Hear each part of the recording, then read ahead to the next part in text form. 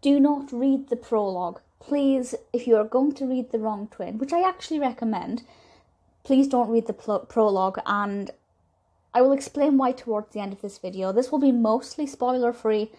I will give you fair warning when I want to discuss a few things that I need to go into a little bit of detail about that may spoil the development of the narrative, but I feel like the prologue is a big spoiler. So this novel is written by Lorna Dounaeva, I hope I pronounced that correctly, and very much appealed to me for two reasons. One, I loved the cover. I just found the cover of this so appealing. I read the Kindle version, and initially I thought it was a book about, twin babies, because that's what it kind of looked like, and I enjoy psychological thrillers centered around children. Absolutely not the case. Didn't detract from the fascination about the narrative. It's actually about twin sisters, Mel and Abby. Both of them are, fully grown adults. Mel moves back from Australia to England and stays with her sister. But there's something about Abby that just doesn't sit right. Abby's beginning to change as an individual, and Mel makes it her mission to find out why, and to find out what's up with her and what's troubling her, if you like. And that's the majority of what the novel is about. And I'll be honest, the first 55%, nothing happens. And then that's actually quite a specific number, because I remember when the first kind of exciting reveal popped up, I actually checked how far into the novel I was, and it was 55% according to the Kindle app. So nothing happens for over half of the book, which begs the question, well, why is it interesting then? Why would I have kept reading for so long? And I think it's because there is a strong sense of foreboding.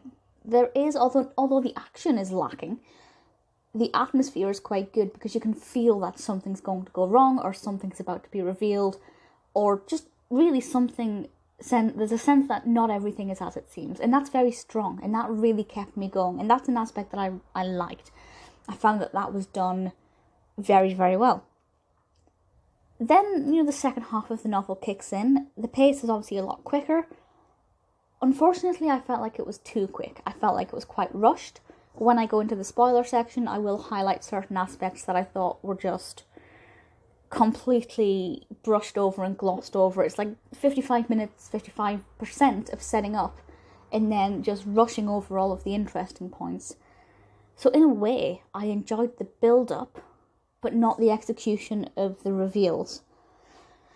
But I still enjoyed reading it. I think for me it was just when I got to the end, I felt a bit deflated, like the execution hadn't been that great. But the concept is really interesting, and it's certainly thought-provoking. So I wouldn't say that this is the most amazing book I've ever read, but I do love the writing style. That is another reason why I kept reading it. I found the writing style to be exactly what I liked. The grammar was spot on, which sounds obvious for a professionally published book, but you'd be surprised. Or maybe not if you're an avid reader.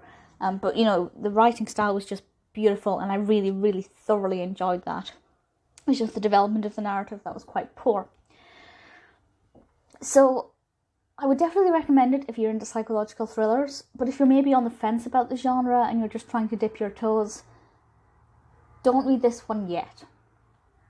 But I will say, if you like books that are surprising, go for it. Because although I feel like the exciting bits were rushed, the things that were revealed were actually, for me at least, unexpected. And for the most part, there was one thing that I kind of worked out straight away, which I'll discuss in a moment. But ultimately, it's a decent read, despite the problems. So there will be spoilers from now, and I do mean spoilers. I will be discussing basically the ending.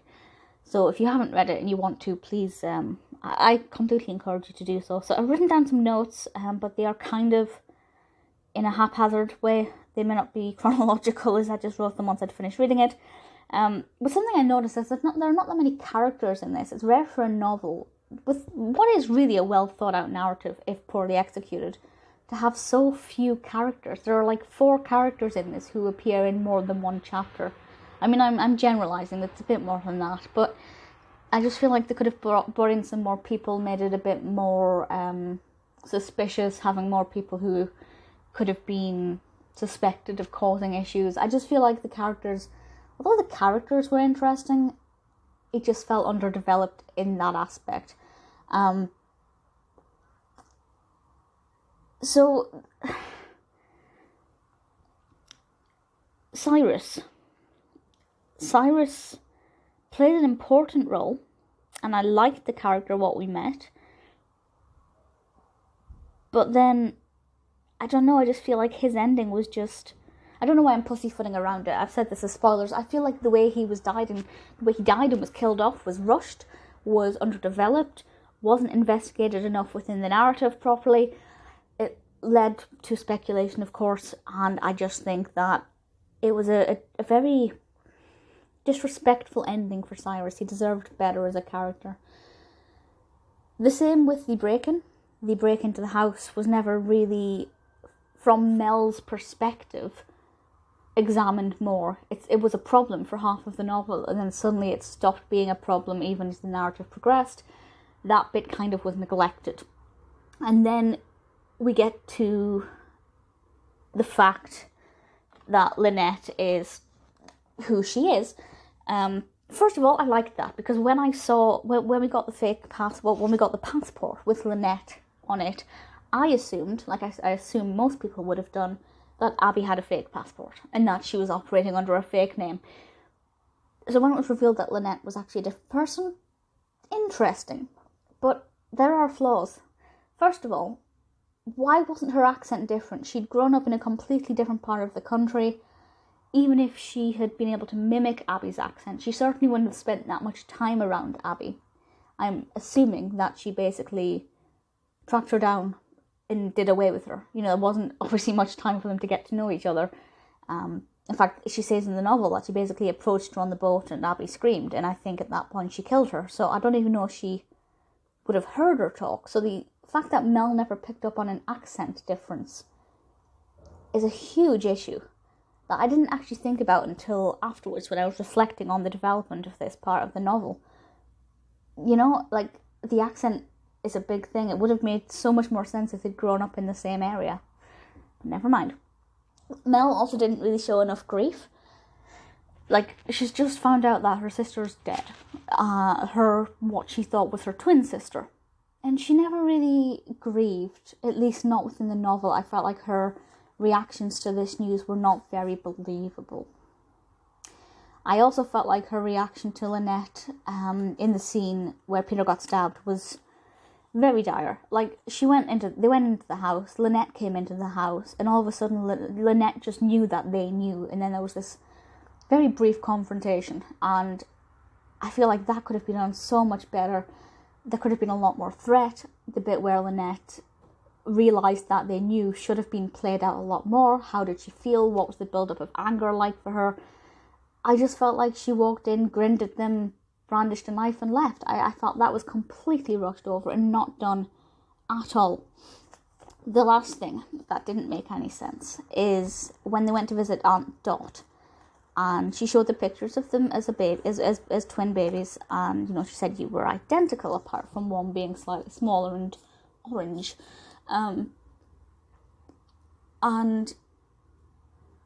obviously one of them was switched at birth.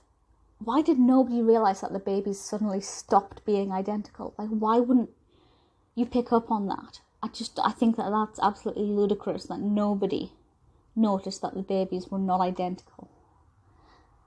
And it's not like you can say that, well, the nurse did it before the mother had a chance. Because, sometimes a baby is born, especially if they're really premature, they're taken away before the mother has a chance to hold them. And that could have been an argument.